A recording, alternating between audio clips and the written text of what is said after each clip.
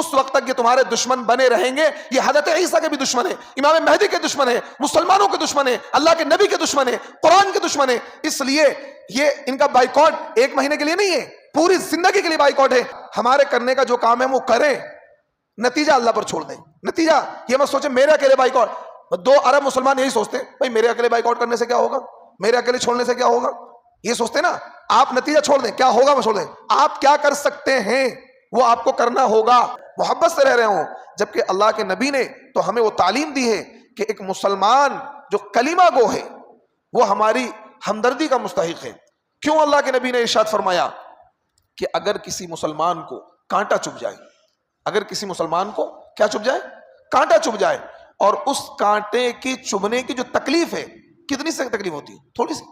اس کانٹے کے چبھنے کی جو تکلیف سامنے والے مسلمان بھائی کو ہوئی ہے اور آپ نے اپنے دل میں وہ تکلیف محسوس نہیں کری, آپ کو درد نہیں ہوا, احساس نہیں ہوا, تو سمجھ لو آپ کا ایمان مکمل نہیں ہے.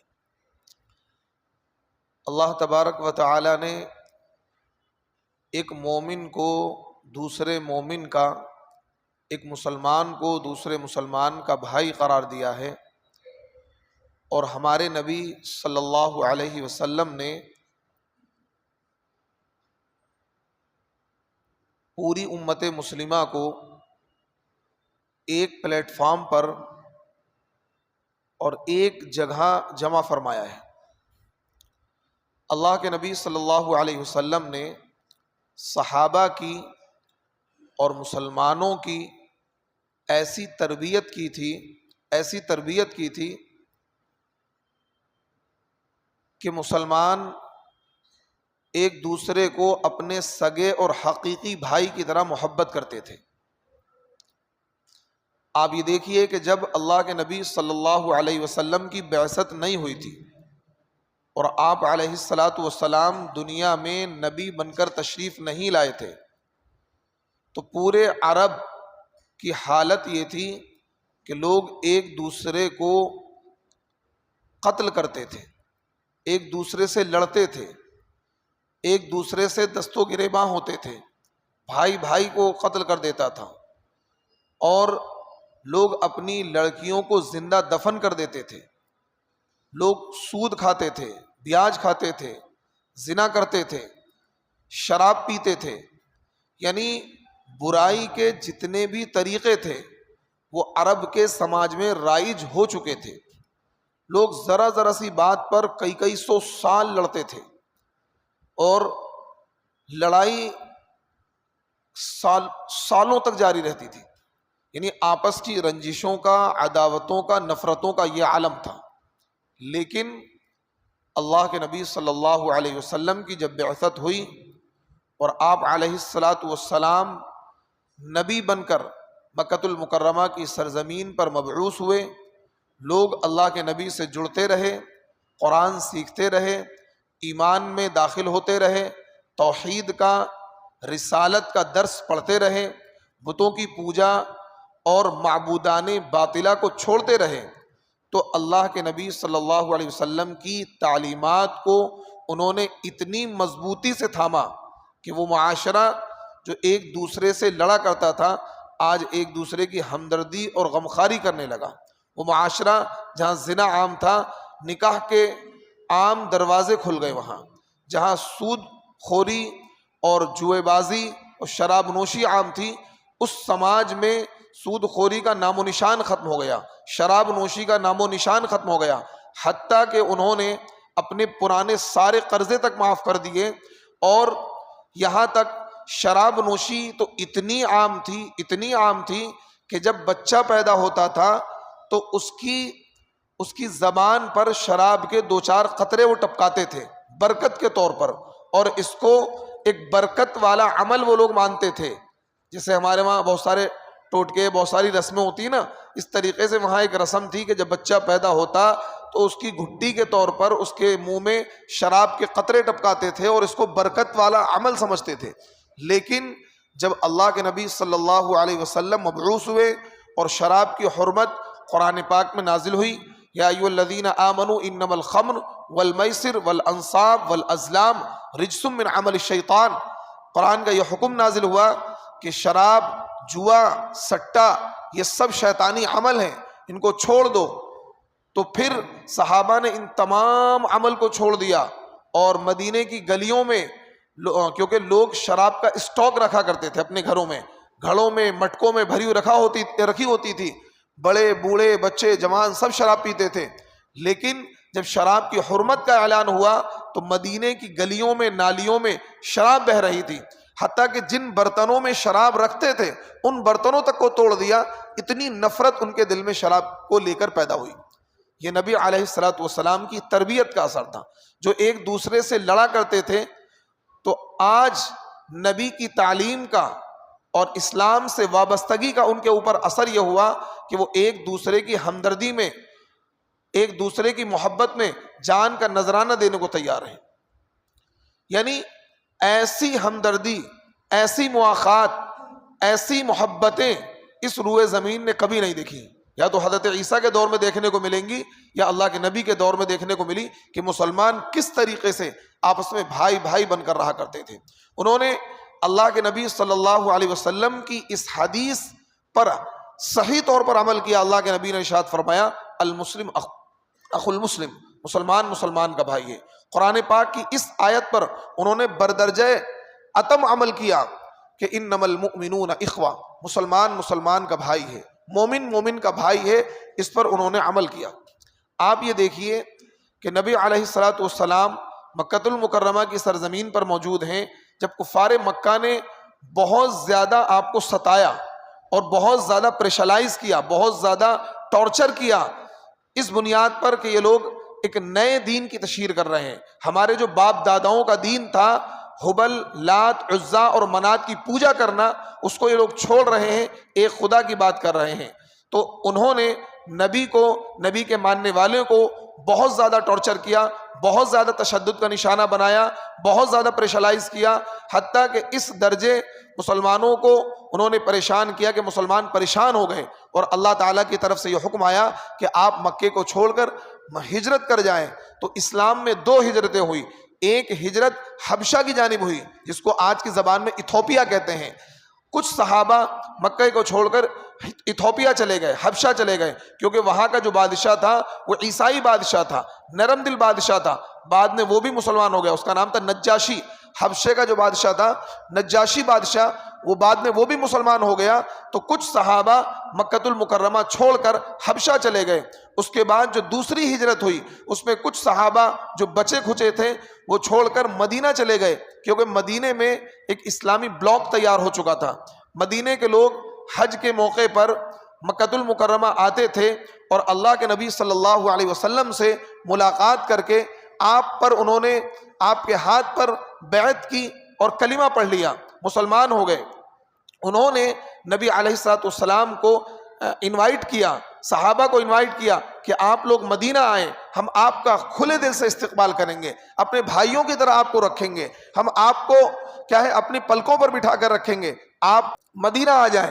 نبی علیہ الصلوۃ والسلام نے ان کے انویٹیشن کو، ان کی دعوت کو قبول کیا، اور صحابہ کو لے کر کچھ صحابہ کو پہلے حکم کر دیا کہ آپ لوگ ہجرت کر کے یہاں سے چلے جائیں، کیونکہ ایک ساتھ مگر مکہ چھوڑتے تو کفار یہ بھی نہیں چاہتے تھے کہ یہاں سے چھوڑ کر جائیں، وہ چاہتے تھے کہ ہم ان کو بندی بنا کر رکھیں، ان کو غلام بنا کر رکھیں، ان کو ستائیں، تو وہ اپنا شہر چھوڑنے بھی نہیں دینا چاہتے تھے۔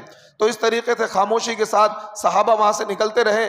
اخیر میں جناب محمد رسول اللہ صلی اللہ علیہ وسلم نے حضرت ابوبکر صدیق کو لیا اور آپ بھی وہاں سے ہجرت فرما کر مدینہ المنورہ تشریف لے گئے۔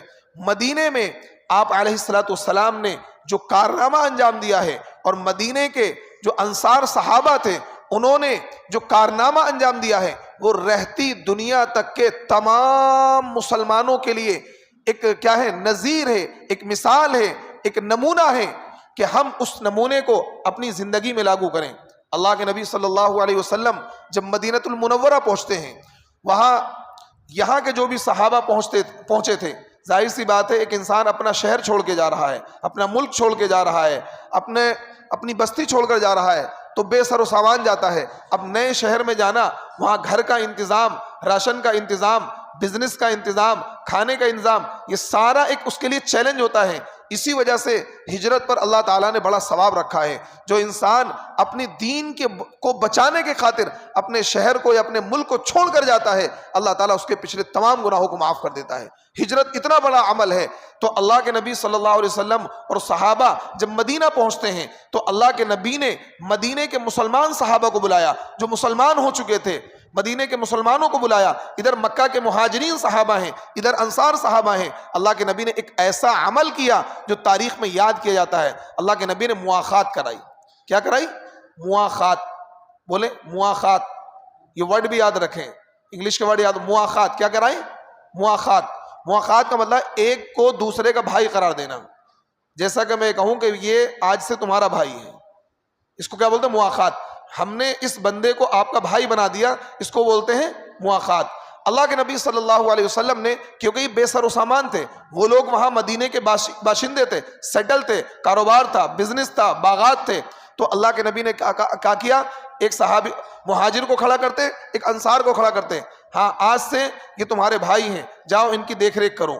تو مدینے کے جو انصار صحابہ تھے انہوں نے بھائی ہونے کا حق ادا کر دیا. وہ لے گئے اپنے گھر پر، اپنے بزنس میں شریک کر لیا، اپنے مکان میں شریک کر لیا، اپنے پراپرٹی میں شریک کر لیا کہ بھائی میرے پاس 2 مکان ہیں، ایک تم لے لو، ایک میں لے لیتا ہوں. میرے پاس 2 کھجور کے باغ ہیں، ایک تم لے لو، ایک میں لے لیتا ہوں. میرے پاس 2 کھیت ہیں، ایک تم لے لو، ایک میں لے لیتا ہوں. مدینے کے انصار صحابہ نے اس طریقے سے دل کھولا کہ اپنی پراپرٹی میں اس بندے کو شریک کر لیا جس بندے کو اللہ کے نبی نے اس کا کیا ہے بھائی بنایا تھا، مواخات کرائی تھی. لیکن آپ قربان جائیے مدینے کے ان انصار صحابہ پر. یہ اللہ کے نبی کا عمل اور مہاجرین انصار صحابہ کے عمل رہتی دنیا تک کے تمام مسلمانوں کے لیے نظیر ہے، ایک مثال ہے کہ مسلمانوں کو ایک دوسرے کے تئیں جو ہمدردی ہونی چاہیے، جو محبت ہونی چاہیے، جو لگاؤ ہونا چاہیے، وہ اس طریقے سے ہونا چاہیے جس طریقے سے ہمیں اپنے حقیقی اور سگے بھائی سے لگاؤ ہوتا ہے. یہ حدیث ایک رفلی طور پر نہیں کہ آپ یہ پڑھ لیں المسلم اخو المسلم، مسلمان مسلمان کا بھائی ہے. یہ دل کی گہرائیوں سے اس کو پڑھنا ہے، دل کی گہرائیوں سے اس پر عمل کرنا ہے کہ ایک مسلمان چاہے وہ کہیں کا بھی ہو، وہ ایران کا ہو، وہ افغانستان کا ہو، وہ کینیڈا کا ہو، امریکہ کا ہو، کہیں کا ہو، پوری دنیا کا کوئی بھی مسلمان ہو، اگر وہ کلمہ گو ہے، وہ لا الہ الا اللہ محمد رسول اللہ پڑھتا ہے، قرآن کو اپنا کلام مانتا ہے، پیغمبر آخر الزماں کا اپنا آخری پیغمبر مانتا ہے، تو وہ ہمارا بھائی ہے. اور بھائی ایسا نہیں کہ صرف زبان سے کہتے بھائی ہے، وہ ہمارا حقیقی بھائی ہے، ہمارا سگا بھائی ہے. جس طریقے سے ہم اپنے حقیقی بھائی کے ساتھ ہمدردی کرتے ہیں، غمخواری کرتے ہیں، اس کی مدد کرتے ہیں، اس کا تعاون کرتے ہیں، اس کے دکھ درد میں شریک ہوتے ہیں، اس کی تکلیف کو اپنی تکلیف سمجھتے ہیں، اس کی خوشی کو اپنی خوشی سمجھتے ہیں، اسی طریقے سے اللہ کے نبی نے ہمیں جو تعلیم دی ہے، ہمیں جو تربیت دی ہے، وہ اسی طریقے سے تربیت دی ہے. ایک مسلمان کی تکلیف کو اپنی تکلیف سمجھو، ایک مسلمان کی خوشی کو اپنی خوشی سمجھو. جس طریقے سے تم اپنے سگے بھائی سے محبت کرتے ہو، اسی طریقے سے ایک مسلمان کو اسی طریقے سے محبت ہونی چاہیے. لیکن آج افسوس کے ساتھ ہمیں بات کہنی پڑ رہی ہے اور ہم اپنے معاشرے کو دیکھ رہے ہیں کہ آج مسلمانوں میں آپس میں نفرتیں ہیں، نفرتوں کی دیواریں ہیں، ایک دوسرے کی طرف سے کیا ہے نفرتوں کے لاوے پکے ہوئے ہیں. یعنی ایک مسلمان سے محبت کے تو دور کی بات ہے، آج بھائی بھائی سے لڑ رہا ہے، بھائی بھائی سے لڑ رہا ہے، پڑوسی پڑوسی سے لڑ رہا ہے. بہت کم ایسی مثالیں دیکھنے کو ملتی ہیں 2 سگے بھائی پیار سے رہ رہے ہوں، ہمدردی سے رہ رہے ہوں، محبت سے رہ رہے ہوں. جبکہ اللہ کے نبی نے تو ہمیں وہ تعلیم دی ہے کہ ایک مسلمان جو کلمہ گو ہے وہ ہماری ہمدردی کا مستحق ہے. کیوں اللہ کے نبی نے ارشاد فرمایا کہ اگر کسی مسلمان کو کانٹا چبھ جائے، اگر کسی مسلمان کو کیا چبھ جائے؟ کانٹا چبھ جائے، اور اس کانٹے کی چبھنے کی جو تکلیف ہے، کتنی سے تکلیف ہوتی ہے؟ تھوڑی سی. اس کانٹے کے چبھنے کی جو تکلیف سامنے والے مسلمان بھائی کو ہوئی ہے اور آپ نے اپنے دل میں وہ تکلیف محسوس نہیں کری، آپ کو درد نہیں ہوا، احساس نہیں ہوا، تو سمجھ لو آپ کا ایمان مکمل نہیں ہے، آپ کے ایمان میں شک ہے، آپ کا ایمان کامل نہیں ہے. یہ اللہ کے نبی کی تعلیم ہے کہ ایک مسلمان بھائی کو اگر کانٹا چبھ جائے اور آپ اپنے دل میں اس مسلمان بھائی کے کانٹے کے چبھنے کی تکلیف کو اگر محسوس نہ کر رہے ہو، آپ کو دکھ نہ ہو رہا ہو، تو سمجھ لینا آپ اپنے ایمان کو ذرا ٹٹولیں، اپنے گریبان میں جھانکیں، کہیں نہ کہیں آپ کے ایمان میں کمزوری آ چکی ہے، آپ کا ایمان کمزور ہے۔ اس درجے اللہ کے نبی صلی اللہ علیہ وسلم نے ہمیں ایک لڑی میں پرویا تھا، اس درجے ہمیں محبت کا درس دیا تھا، اخوت کا درس دیا تھا، بھائی چارگی کا درس دیا تھا، اور صحابہ نے اس درس پر عمل کیا تھا۔ آپ یہ دیکھیے کہ ایک شخص مکہ سے مدینہ آتا ہے 500 کلومیٹر دوری پر اپنا شہر چھوڑ کر، لیکن صحابہ کی عظمت پر آپ قربان جائیے، وہ اپنی پراپرٹی میں حصہ دے رہے ہیں، اپنے مکان میں حصہ دے رہے ہیں، اپنی دکان میں حصہ دے رہے ہیں، اپنے بزنس میں حصہ دے رہے ہیں۔ ایک صحابی رسول ہیں عبد الرحمن ابن عوف، ایک صحابی سعد ابن ربی، سعد ابن ربی مدینے کے ہیں، عبد الرحمن ابن عوف مکہ کے صحابی ہیں۔ جب ہجرت کر کے مدینہ پہنچتے ہیں تو اللہ کے نبی صلی اللہ علیہ وسلم نے عبد الرحمن سے کہا، اے عبد الرحمن، سعد ابن ربی آج سے تمہارے بھائی ہیں، سعد ابن ربی آج سے تمہارے بھائی ہیں۔ تو سعد ابن ربی نے کہا، اے میرے بھائی عبد الرحمن، جاؤ میرے یہ باغ ہے، جاؤ دیکھ کر آؤ، پسند کرو، جو تمہیں اچھا ہو بتاؤ، ان باغوں میں سے وہ باغ تمہارے ہیں۔ یہ میرے کھیت ہیں، یہ دیکھ کر آؤ، جو کھیت تمہیں پسند ہو وہ کھیت میں تمہارے نام کر دوں گا۔ حتیٰ کہ یہاں تک کہا کہ میری 4 بیویاں ہیں، جس بیوی کو تم پسند کر لو میں اس کو طلاق دے دوں گا، وہ عدت گزار کے تم سے نکاح کر لے گی۔ اس درجے اپنے بھائی کے لیے حاضر، اس درجے اپنے بھائی کے لیے حاضر۔ لیکن عبد الرحمن بھی خوددار صحابی تھے، انہوں نے کہا کہ نہیں، نہ تو مجھے تمہارا مکان چاہیے، نہ تمہاری دکان چاہیے، مجھے آپ یہ بتائیں کہ مدینے کا بازار کدھر ہے، تجارت کہاں ہوتی ہے، بزنس کہاں ہوتا ہے، میں تجارت کروں گا، میں بزنس کروں گا۔ انہوں نے ایک چھوٹی سی تجارت شروع کری، پنیر بیچ شروع کیا، اور اتنے بڑے تاجر بنے، اتنا مال کمایا کہ جب ان کا انتقال ہوا ہے تو ان کے نکاح میں 4 بیویاں تھیں، اور بیوی کا 8واں حصہ ہوتا ہے اولاد کی موجودگی میں 8واں حصہ ہوتا ہے، اور ان کے حصے پتہ کتنا؟ 67 لاکھ درہم ایک بیوی کے حصے میں، 67 لاکھ یعنی کئی کروڑ روپے ایک بیوی کے حصے میں آئے۔ اور عبد الرحمن ابن عوف تجارت کے ذریعے سے اتنے مالدار بنے، دنیا کا جو سب سے رچ مین اس وقت ہے اس سے بھی زیادہ مال عبد الرحمن ابن عوف کے پاس تھا۔ یعنی آج بھی دنیا کے سب سے رچ مین عبد الرحمن ابن عوف ہے، دنیا کا جو بھی اس وقت رچ مین ہے، سب سے زیادہ مالدار آدمی، جتنی دولت اس کے پاس ہے اس سے کہیں زیادہ دولت حضرت عبد الرحمن ابن عوف کے پاس تھی، اتنے مالدار صحابی۔ اس میں 2 درس ہیں، ایک درس تو ہمارے لیے یہ ہے کہ ایک بھائی کے لیے آپ بالکل اپنا کلیجہ نکال کے رکھ دیں، لے میرے بھائی سب کچھ تیرے لیے حاضر ہے۔ دوسرا درس یہ ہے کہ بھائی کے اندر بھی خودداری ہونی چاہیے کہ نہیں، کسی کے دینے سے کچھ نہیں ہوگا جب تک ہم اپنی محنت کی کمائی سے آگے نہیں بڑھیں گے، اور ہم تجارت کریں گے۔ کچھ لوگ ہوتے ہیں دوسرے کے مال پہ نگاہ رکھتے ہیں، ہمیں یہاں سے کچھ مل جائے، ہمیں یہ ہماری مدد کر دے، یہ ہمیں کچھ دے دے۔ نہیں، خودداری کا تقاضا یہ ہے آپ کسی کے مدد کے منتظر نہ رہیں، آپ اپنے طور پر محنت کر کے کمائیں اور محنت کر کے آپ آگے بڑھنے کی کوشش کریں۔ تو یہ 2 درس ہمیں ملتے ہیں، ایک درس یہ ملتا ہے کہ اپنے مسلمان بھائی کے لیے ہر طریقے سے حاضر رہیں، دوسرا سبق یہ ملتا ہے کہ خودداری کا دامن کبھی بھی نہ چھوڑیں، اور تجارت کو اپنا مشغلہ بنائیں، تجارت کو، کیونکہ اللہ کے نبی صلی اللہ علیہ وسلم نے ارشاد فرمایا، التاجر الصدوق الامین مع النبیین والصدیقین والشہداء والصالحین، سچا امانت دار تاجر کل قیامت کے دن اللہ کی عدالت میں نبیوں کے ساتھ، شہداء کے ساتھ، صدیقین کے ساتھ، صلحاء کے ساتھ، نیک لوگوں کے ساتھ کھڑا ہوگا۔ اتنا بڑا مقام اللہ تعالیٰ دیں گے سچے امانت دار تاجر کو۔ تو امانت داری کی تجارت کا ہمیں جذبہ ہونا چاہیے، اور تجارت میں روزی بہت زیادہ ہے بمقابلے نوکری کے۔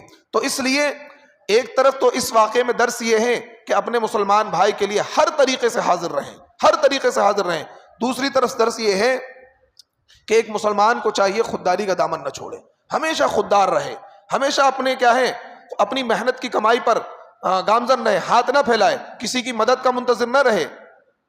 تو میرے دوستو، اللہ کے نبی صلی اللہ علیہ وسلم کا یہ عمل ہے۔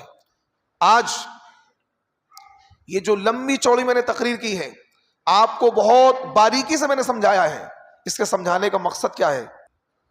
اس کے سمجھانے کا ایک مقصد ہے، آج پوری دنیا کے حالات میرے سامنے بھی ہیں، آپ کے سامنے بھی ہیں، بچوں کے سامنے بھی ہیں۔ ہر گھر میں موبائل ہے، ہر گھر میں سوشل میڈیا ہے، ہر گھر میں یوٹیوب، فیس بک اور انسٹاگرام ہے۔ آج فلسطین کے مسلمانوں کا کیا حال ہے آپ کے سامنے ہے۔ 25 لاکھ غزہ کے مسلمان بے گھر ہیں، ہزاروں مسلمان، ہزاروں بچے، ہزاروں عورتیں شہید ہو چکی ہیں، ہزاروں ہماری مائیں بیوہ ہو چکی ہیں، ہماری بہنیں بیوہ ہو چکی ہیں۔ آج ایک ایک قطرہ پانی کے لیے ترس رہے ہیں. خدا کی قسم کلیجہ منہ کو آتا ہے جب وہ منظر ہم دیکھتے ہیں. لاشوں کے چتھڑے اڑے پڑے ہیں, لاشوں کے چتھڑے اڑے پڑے ہیں. پوری دنیا کے مسلمان بے چین ہیں, لیکن آج بھی کچھ بے غیرت مسلمان. دیکھیے اب سوال یہ پیدا ہوتا ہے کہ غزہ میں جنگ کا میدان گرم ہے, اور بہت سے اکابر علماء نے جہاد کا فتویٰ بھی دیا ہے کہ جو مسلم حکمراں ہیں, جو طاقت رکھتے ہیں, وہ انوالو ہوں اور غزہ کے مسلمانوں کی کیا ہے فزیکل مدد کریں. لیکن کیونکہ ہم کمزور لوگ ہیں, ہم یہ نہیں کر سکتے, یا ہمارے پاس ایسے وسائل نہیں ہیں, تو ہر انسان سے اس کی طاقت کے بقدر اللہ سوال کرے گا. ہر انسان سے اس کی طاقت کے بقدر. آپ کیا کر سکتے ہیں فلسطینی مسلمانوں کے لیے؟ آپ غور کریں کیا کر سکتے ہیں. میں کیا کر سکتا ہوں فلسطینی مسلمان کے لیے؟ اتنا تو کریں گے جتنا آپ کر سکتے ہیں. اگر اتنا بھی نہیں کریں گے, خدا کی قسم اللہ کے وہاں لٹ بجے گا. اللہ کے وہاں کیا ہے, آپ کو اس کی سزا دی جائے گی کہ آپ کے مسلمان بھائی پریشان تھے اور علماء نے ان کی مدد کا فتویٰ دیا تھا, جہاد کا فتویٰ دیا تھا. آپ کسی بھی اعتبار سے ان کو مدد پہنچا سکتے ہیں. تو آپ اور ہم کیا کر سکتے ہیں؟ ہم اتنا کام تو کر سکتے ہیں کہ کم سے کم جو لوگ امریکہ, اسرائیل, جو ملک اس کے حمایتی ہیں اور وہاں پر بمباری کر رہے ہیں, ان کا معاشی بائیکاٹ کریں, ان کا اکنامیکل بائیکاٹ کریں, ان کے جو پروڈکٹس مارکیٹ کے اندر ہیں ان کو ہم بالکل استعمال نہ کریں. اتنا تو ہم کر سکتے ہیں. ہم کولڈ ڈرنکس کا بائیکاٹ کریں, یا جو بھی امریکہ کی, اسرائیل کی بنی ہوئی چیزیں ہیں, چاہے وہ کولڈ ڈرنک ہو, چاہے وہ صابن ہو, چاہے وہ پیسٹ ہو, چاہے وہ شیمپو ہو, ہم ان کا بائیکاٹ کر سکتے ہیں. کر سکتے نہیں کر سکتے؟ اتنا تو ادنا درجہ ہے. 2 کام ہم تمام مسلمانوں پر لازم ہیں. اگر آپ نے یہ کام بھی نہیں کیا, خدا کی قسم, اللہ کی قسم کھا کر کہہ رہا ہوں, رب کعبہ کی قسم کھا کر کہہ رہا ہوں, اللہ کی عدالت میں آپ مجرم بنا کر پیش کر دیے جائیں گے. مجرم بنا کر پیش کر دیے جائیں گے. آپ ہر بندہ سوچتا میرے بائیکاٹ کرنے سے کیا ہوگا, میں ایک پیپسی کی بوتل نہیں خریدوں گا کیا ہو جائے گا. نہیں, آپ اپنی طاقت کے بقدر مکلف ہیں. آپ جتنا کر سکتے ہیں کرنا پڑے گا. اگر آپ اتنا نہیں کریں گے, اللہ کی عدالت میں آپ مجرم بنا کر پیش کیے جائیں گے. یہ دعا تو آپ کر سکتے ہیں, دعا میں تو کوئی ٹوٹا نہیں ہے. کوئی بندوق لے کے کھڑا ہے, کبھی دعا نہیں کرنی ہے, کوئی کھڑا بندوق لے کے. آپ بائیکاٹ تو کر سکتے ہیں. کیا آپ کولڈ ڈرنک کے بغیر زندہ نہیں رہ سکتے؟ آپ کولڈ ڈرنک کے بغیر زندہ نہیں رہ سکتے. نوجوانوں کو دیکھتا ہوں کولڈ ڈرنک پی رہے ہیں, جتنی بھی کولڈ ڈرنکس ہیں. آپ ایک کیمپا انڈین نہیں ہے, یہ بھی انہی کی ہے. یہ نئے نئے ناموں سے لے کر آتے ہیں, کبھی کسی نام پر, کبھی کسی نام پر. آپ یہ زہر پیتے ہیں. یہ جتنے بھی لکوڈ آ رہے ہیں مارکیٹ میں, چاہے وہ اسٹنگ ہو, کولڈ ڈرنک ہو, ریڈ بل ہو, جتنے بھی, یہ کیا ہے؟ یہ زہر ہے. آپ نیچرل چیزیں کھائیے. اپنی صحتوں کو بھی برباد کر رہے ہیں, پیسہ بھی برباد کر رہے ہیں, صحت کو بھی برباد کر رہے ہیں, اور اپنے ایمان کو بھی خراب کر رہے ہیں. میں کہتا ہوں حرام ہے ان کے پروڈکٹ استعمال کرنا, حرام ہے آپ کے لیے استعمال کرنا. جس طرح سور کھانا حرام ہے, اس طرح کولڈ ڈرنک پینا آپ کے لیے حرام ہے, کیونکہ آپ اتنا کر سکتے ہیں. اگر آپ نہیں کریں گے, اللہ کی عدالت میں مجرم ہوں گے. ایک بہت بڑے بزرگ گزرے ہیں, ان کو حکومت وقت نے جیل میں ڈال دیا. دیکھیے یہ واقعہ ہمارے لیے عبرت ہے. جمعے کا دن آتا, وہ نہاتے دھوتے, کپڑے پہنتے, اور کپڑے پہن کر اور دروازے تک جاتے, اور دیکھتے تالا لگا ہوا ہے, تالے کو ہلاتے واپس آ جاتے. قیدیوں نے کہا کہ حضرت آپ یہ کیا کرتے ہیں؟ آپ کو پتا ہے گیٹ پر تالا لگا ہوا ہے, لیکن جمعے کے دن آپ صبح اٹھتے ہیں, نہاتے ہیں, دھوتے ہیں, کپڑے پہنتے ہیں, خوشبو لگاتے ہیں, اور پھر گیٹ تک جاتے ہیں, تالے کو ہاتھ لگاتے ہیں, واپس آ جاتے ہیں. تو انہوں نے کہا کہ میں اس لیے کرتا ہوں, جو میرے کرنے کا ہے میں کر لیتا ہوں. بھائی صبح اٹھ کر نہانا دھونا, جمعے کی تیاری کرنا, اور گیٹ تک چل کر چلا بھی جاتا ہوں, آگے میرے بس کی ہے نہیں. جتنا میرے کرنے کا کام ہے میں کر لیتا ہوں. کل قیامت کے دن اللہ سے کہہ دوں گا جمعے کی تیاری میں نے کی تھی اور میں گیٹ تک گیا تھا, آگے گیٹ بند تھا, تالا کھولنا یا گیٹ کو توڑنا میرے بس میں نہیں تھا, تو جتنا میرے کرنے کا تو میں نے کیا. تو یہ مت سوچنا کہ میرے بائیکاٹ کرنے سے کیا ہوگا, میرے کولڈ ڈرنک نہ پینے سے کیا ہوگا. آپ سے سوال ہوگا کہ آپ جو کر سکتے تھے فلسطینی مسلمانوں کے حق میں, آپ نے کیوں نہیں کیا؟ آپ بائیکاٹ تو کر سکتے تھے, آپ کولڈ ڈرنک تو چھوڑ سکتے تھے, آپ ان کے صابن تو استعمال کرنا چھوڑ سکتے تھے, ان کی چیزوں کو استعمال کرنا چھوڑ سکتے. اتنا کام تو ہر مسلمان کر سکتا ہے. بتائیے کر سکتا نہیں کر سکتا ہے؟ دعا آپ کر سکتے نہیں کر سکتے ہیں؟ میں کہتا ہوں اگر اس کام کو بھی آپ نہیں کر سکتے ہیں تو آپ اپنے ایمان کو ٹٹولیے. آپ کا ایمان ختم ہو چکا ہے, آپ کا ضمیر مر چکا ہے, آپ مردہ ہو چکے ہیں, آپ بے حس ہو چکے ہیں, آپ بغیرت ہو چکے ہیں. آپ کے اندر شرم باقی نہیں رہی ہے کہ آپ کے مسلمان بھائی کا خون بہایا جا رہا ہے. ایک ایک بوند. آج ہم کولڈ ڈرنک پی رہے ہیں, اسی کولڈ ڈرنک کے پیسے سے, اسی اسٹنگ کے پیسے سے, اسی ریڈ بل کے پیسے سے بم خریدے جا رہے ہیں. یہ کولڈ ڈرنک کی جو آپ بوتل 100 روپے میں خریدتے ہیں, یہ 10-12 روپے میں تیار ہوتی ہے. 20% نفع, یعنی 20 گنا نفع. 10 روپے کی چیز وہ 100 روپے میں بیچتے ہیں. اور آپ سے نفع کما کر اس سے بم خریدے جا رہے ہیں, ہتھیار خریدے جا رہے ہیں, اور آپ کے بھائیوں کا کلیجہ چھلنی کیا جا رہا ہے. کیا آپ کی غیرت گوارا کرتی ہے؟ کیا آپ اس کے بغیر مر جائیں گے؟ کیا آپ کولڈ ڈرنک کے بغیر زندہ نہیں رہ پائیں گے؟ اور میں کہتا ہوں کہ جب آپ اتنا سا کام نہیں کر سکتے, خدا کی قسم آپ بالکل بے ہوش ہو چکے ہیں. کیا آپ میدان میں آؤ گے؟ کیا آپ اپنی جان دے سکتے ہو؟ کیا آپ مال خرچ کر سکتے ہو؟ اگر کل کو امام مہدی تشریف لائیں گے اور وہ زمانہ عنقریب آ چکا ہے, کھلی آنکھوں سے دکھ رہا ہے, علماء چیخ چیخ کر کہہ رہے ہیں, اللہ کے نبی نے ارشاد فرمایا کہ جب امام مہدی کا ظہور ہو جائے اس وقت تمہیں اگر برف کی سلیوں پر گھٹنوں کے بل گھسٹ کر جانا پڑے, چلے جانا اور امام مہدی کے لشکر کا حصہ بن جانا. کیا آپ بن جائیں گے امام مہدی کے لشکر کا حصہ؟ جب آپ اپنے نفس پر اتنا کنٹرول نہیں کر پا رہے ہیں کہ ایک کولڈ ڈرنک چھوڑ دیں, ایک صابن کا استعمال چھوڑ دیں, تو آپ اپنی جان کی بازی لگا کر اپنے بچوں کو یتیم کرانے کا طے کر کے آپ امام مہدی کے لشکر کا حصہ بن جائیں گے؟ نہیں بن پائیں گے. تو خدا را ذرا غور کیجئے ہم کہاں پہنچ چکے ہیں. یعنی ایک ادنا سا مطالبہ, میں کہتا ہوں پوری دنیا کے مسلمان بائیکاٹ کر دیں, اسرائیل 1 مہینے کے اندر گھٹنے پر آ جائے گا. جب مال نہیں ہوگا تو کیا کرے گا بھائی؟ مال کے ذریعے سے تو بم خریدے جاتے ہیں, مال کے ذریعے سے ہتھیار خریدے جاتے ہیں, اور ساری کمائی ان کی انہی پروڈکٹ کے ذریعے سے پوری دنیا میں اپنا مال بیچ رہے ہیں اور مال کما رہے ہیں. اور مسلمان دنیا کے اندر 2 ارب مسلمان ہیں, 2 ارب کتنے 200 کروڑ مسلمان ہیں پوری دنیا کے اندر. اگر یہ بائیکاٹ کر دیں تو گھٹنوں پر آ جائیں گے. ترکی کے اندر 600 سے تقریباً 600 KFC کی برانچیں بند ہو چکی ہیں. 600. آج مسلمان KFC کھا رہے ہیں, میکڈونلڈ کا پیزا کھا رہے ہیں. ارے کیا ہو گیا ہے؟ غیرت مر چکی ہے, حیا اور شرم, حیا ایمانی ختم ہو چکی ہے. تو خدا را اللہ کی پکڑ سے بچیے. اگر آج آپ نے اتنا کام بھی نہیں کیا کہ آپ ہر نماز میں فلسطینی مسلمان کے لیے دعا کیجئے. آپ مکمل طور پر لسٹ آپ کے پاس ہے, ٹیکنالوجی ہے آپ کے پاس, آپ پہچان سکتے ہیں کون سا پروڈکٹ کس کا ہے. تحقیق کر کے استعمال کیجئے. کوئی بھی پروڈکٹ اسرائیل کا, امریکہ کا, برٹن کا, ان کا استعمال نہ کیجئے, کیونکہ یہ فلسطین کے دشمن ہیں. یہ امریکہ اور اسرائیل کے اتحادی جو بھی ملک ہیں, آپ ان کی کوئی بھی چیز استعمال نہ کریے. کریں گے انشاءاللہ, بائیکاٹ کریں گے انشاءاللہ. اور یہ بائیکاٹ ایک دن کا نہیں ہے, آپ طے کر لیں مرتے دم تک ہم ان کی چیزیں استعمال نہیں کریں گے. کیوں؟ یہ جنگ ایک دن کی نہیں ہے, یہ قیامت تک, جب تک امام مہدی نہیں آ جائیں گے جنگ چلے گی. اور یہ دشمن ہمارے آج سے نہیں ہے. قرآن اللہ کا کلام ہے. اللہ تعالیٰ نے اپنے قرآن میں کہا لَتَجِدَنَّ أَشَدَّ النَّاسِ عَدَاوَةً لِلَّذِينَ آمَنُوا الْيَهُودَ وَالَّذِينَ أَشْرَكُوا. قرآن یہ کہتا ہے, اے ایمان والو سن لو کان کھول کر, تمہارے سب سے پکے دشمن یہ یہودی ہیں. یہ یہودی ہیں, ان کے دل میں ذرہ برابر تمہارے لیے ہمدردی نہیں ہے. قرآن کہتا ہے یا ایھا الذین آمنوا لا تتخذوا اليہود والنصارى اولیاء, اے ایمان والو یہود اور نصارہ کو اپنا دوست نہ بناؤ. قرآن کھل کر کہتا ہے یہ تمہارے ازلی دشمن ہیں. اللہ کے نبی کے زمانے سے لے کر آج تک اور قیامت کے قائم ہونے تک, جب تک کہ امام مہدی نہیں آ جائیں گے, حضرت عیسیٰ کا نزول نہیں ہو جائے گا, حضرت عیسیٰ اور ایک ایک یہودی کو چن چن کر قتل کریں گے, اس وقت تک یہ تمہارے دشمن بنے رہیں گے. یہ حضرت عیسیٰ کے بھی دشمن ہیں, امام مہدی کے دشمن ہیں, مسلمانوں کے دشمن ہیں, اللہ کے نبی کے دشمن ہیں, قرآن کے دشمن ہیں. اس لیے یہ ان کا بائیکاٹ 1 مہینے کے لیے نہیں ہے, پوری زندگی کے لیے بائیکاٹ ہے کہ آپ یہ طے کر لیں مرتے دم تک ہم ان کی بنی ہوئی چیز استعمال نہیں کریں گے, نہیں کریں گے انشاءاللہ. بتائیے, زور سے بولیے انشاءاللہ ہم بائیکاٹ کریں گے. ہاتھ اٹھائیں, ہاتھ اٹھائیں, ہاتھ اٹھائیں فلسطینی مسلمانوں کے حق میں کہ انشاءاللہ ہم کبھی بھی ان کی چیز استعمال نہیں کریں گے انشاءاللہ. اللہ رب العزت ہمارے اس جذبے کو قائم رکھے. یار یہ ادنا بات ہے, یہ ادنا سی بات ہے. اگر میں کہتا ہوں اتنا بھی ہم نہیں کر پائے اپنے فلسطینی مسلمان بھائیوں کے لیے کہ دعا کے لیے ہاتھ اٹھا لیں اور ان کے معاشی بائیکاٹ کر دیں, اتنا تو کر سکتے ہیں.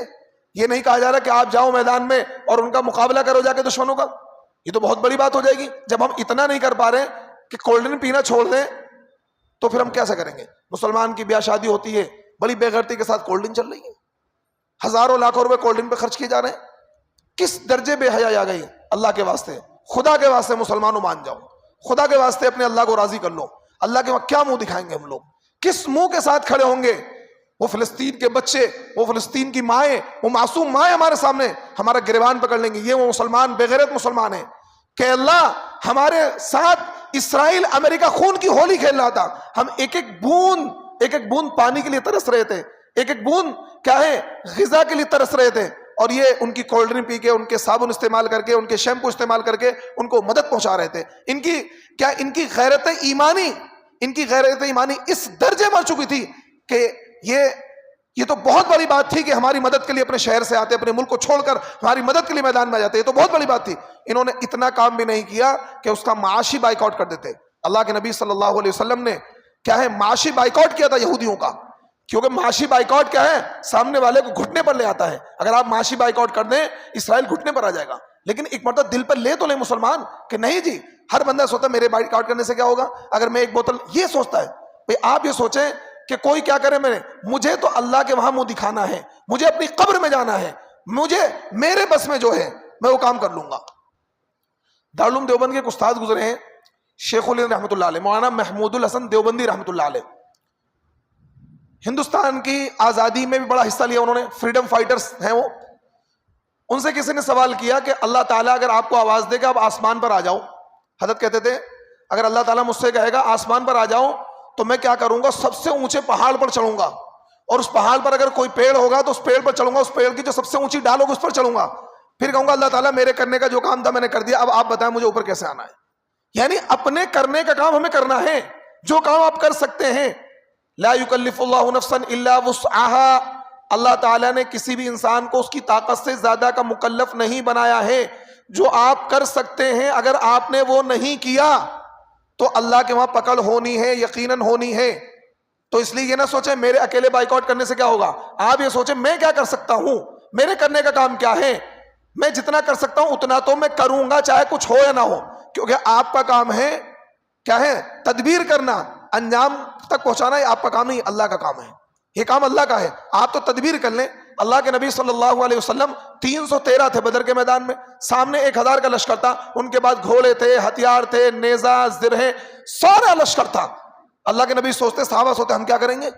تو 1313، کسی کے پاس تلوار ہے تو برچھا نہیں ہے، کسی کے پاس برچھا ہے تو تلوار نہیں، کسی کے پاس زرہ نہیں ہے، کسی کے پاس لاٹھی ہے، کسی کے پاس ڈنڈا ہے، ہتھیار تک مکمل نہیں تھے. اللہ کے نبی صحابہ کو لے گئے، ان کی ٹریننگ کری، ان کی تربیت کری، بدر کے میدان میں لے جا کے کفار کے مقابلے پر ڈال دیا.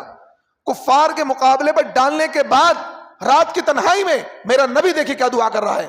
میرا نبی دعا کر رہا ہے، اے اللہ اگر آپ نے یہ مٹھی بھر جماعت ہلاک کر دی، اے اللہ اگر آپ نے اس مٹھی بھر جماعت کو فتح نہ دی تو کل اس دنیا میں تیرا نام لینے والا کوئی نہیں رہے گا. یعنی پہلے اسباب اختیار کیے، جو کرنے کا کام تو کر دیا. اب اللہ کے سامنے نبی آخر الزمان امام الانبیاء رو رہے ہیں اور یہ کہہ رہے ہیں کہ اے اللہ میرا کرنے کا جو کام تھا میں نے کر دیا، اگر یہ مٹھی بھر جماعت آج ہلاک ہو گئی، ان کو شکست ہو گئی تو اس دنیا میں تیرے نام لینے والا کوئی نہیں رہے گا. یہ تو اس سے کیا پتہ لگا، ہمارے کرنے کا جو کام ہے وہ کریں، نتیجہ اللہ پر چھوڑ دیں. نتیجہ یہ مت سوچیں میرے اکیلے بائیکاٹ. 2 ارب مسلمان یہی سوچتے ہیں بھائی میرے اکیلے بائیکاٹ کرنے سے کیا ہوگا، میرے اکیلے چھوڑنے سے کیا ہوگا، یہ سوچتے نا. آپ نتیجہ چھوڑ دیں، کیا ہوگا وہ چھوڑ دیں. آپ کیا کر سکتے ہیں وہ آپ کو کرنا ہوگا. اگر آپ نہیں کریں گے تو اللہ کی عدالت میں جواب دہ ہوں گے کہ یہ کام تو آپ کر سکتے تھے، دعا تو مانگ سکتے تھے، بائیکاٹ تو کر سکتے، کیوں نہیں کیا. تو پھر اللہ تعالیٰ آپ کی پکڑ کرے گا، اللہ تعالیٰ آپ کی پکڑ کرے گا. اور اللہ کی پکڑ سے بچنے کے لیے، فلسطینی مسلمانوں کی ہمدردی کرنے کے لیے جو ادنا چیز ہم کر سکتے ہیں وہ ہمیں کرنی چاہیے. اللہ رب العزت ہمیں عمل کی توفیق عطا فرمائے.